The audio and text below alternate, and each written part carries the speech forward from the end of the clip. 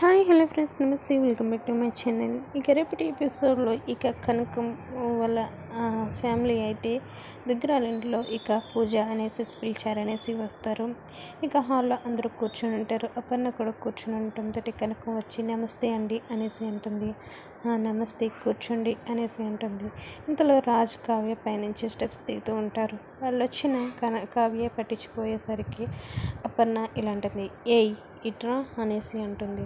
ఇక కావ్య దగ్గరికి వచ్చేసరికి వచ్చింది నీ పుట్టింటి వాళ్ళకి మర్యాద చేయాలని తెలీదా అనేసి అండంతో ఇక కనకం అయితే ఒక్కసారిగా షాక్ అవుతుంది. ఇక కావ్య కూడా ఏంటి మా అత్తయ్య గారు ఎలా మారిపోయారు అనేసి ఆలోచిస్తూ ఉంటుంది. ఇక అపర్ణ అయితే పంతులు గారిని ఇలా అంటుంది, పంతులు గారు పూజలో ఎంతసేపు కూర్చోవాలి అనేసి అంటుంది.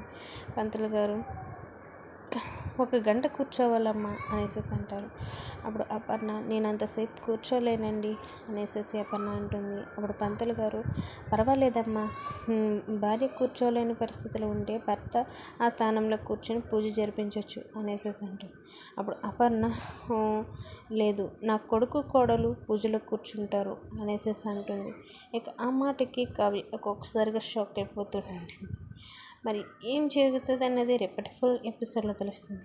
అపర్ణ ఏ ఉద్దేశంతో ఇలా మాట్లాడుతుంది అనేది రేపటి ఫుల్ ఎపిసోడ్లో. ఫ్రెండ్స్, ఈ వీడియో కనుక మీకు నచ్చినట్లయితే లైక్ చేయండి, సబ్స్క్రైబ్ చేయండి. Thank you for watching.